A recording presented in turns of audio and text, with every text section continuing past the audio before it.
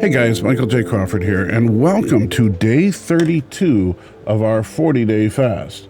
Today, we're going to be reading from the Gospel of John, chapter 20, verse 24, through chapter 21, verse 14. Now, Thomas, also known as Didymus, one of the 12, was not with the disciples when Jesus came.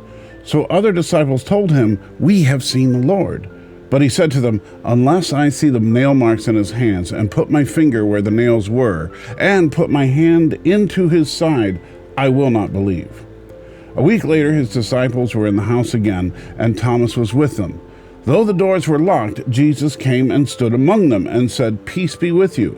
Then he said to Thomas, "Put your finger here, see my hands.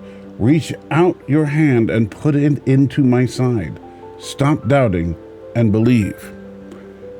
Thomas said to him, "My Lord and my God." Then Jesus told him, "Because you have seen me, you have believed. Blessed are those who have not seen and yet have believed." Jesus performed many other signs in the presence of his disciples, which are not recorded in this book. But these are written that you may believe that Jesus is the Messiah, the Son of God, and that by believing you may have life in his name. Afterward, Jesus appeared again to his disciples by the Sea of Galilee. It happened this way. Simon Peter, Thomas, also known as Didymus, and Nathanael from Cana in Galilee, the sons of Zebedee, and two other disciples were together. "I'm going out to fish," Simon Peter told them. And they said, "We'll go with you." So they went out and got into the boat. But that night they caught nothing. Early in the morning, Jesus stood on the shore, but the disciples did not realize that it was Jesus.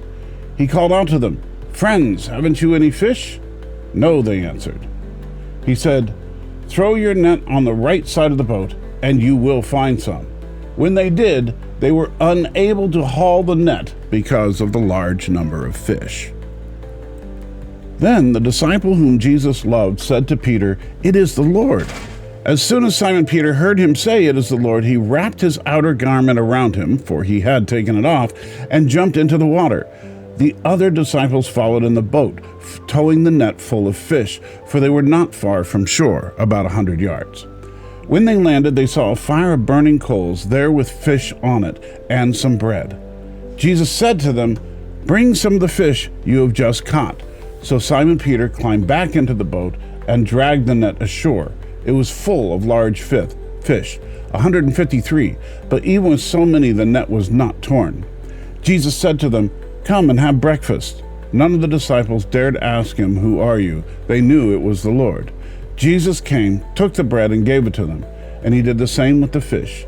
This was now the third time Jesus appeared to his disciples after he was raised from the dead. Here we encounter two powerful moments that reveal the nature of life with the risen Jesus. First, there's the dramatic encounter between Thomas and the resurrected Christ.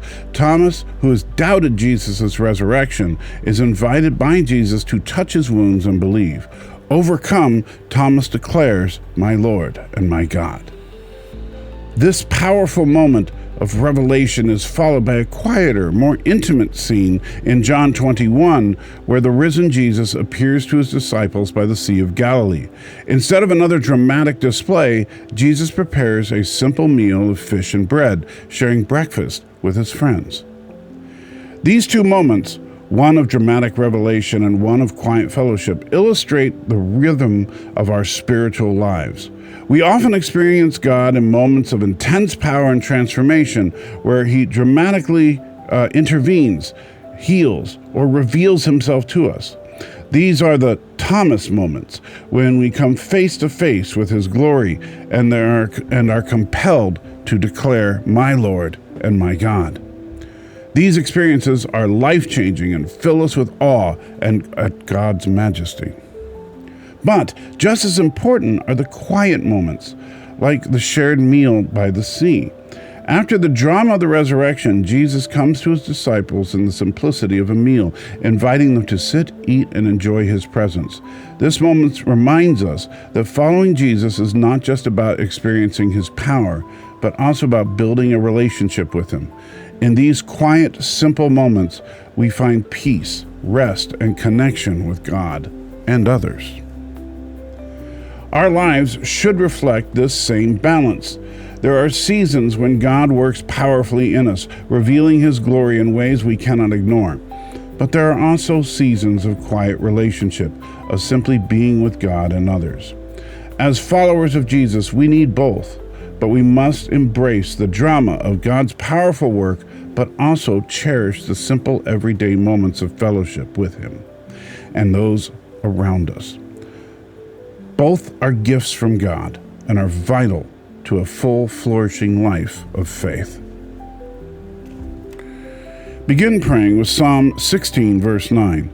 Therefore my heart is glad and my whole being rejoices. My body also rests securely.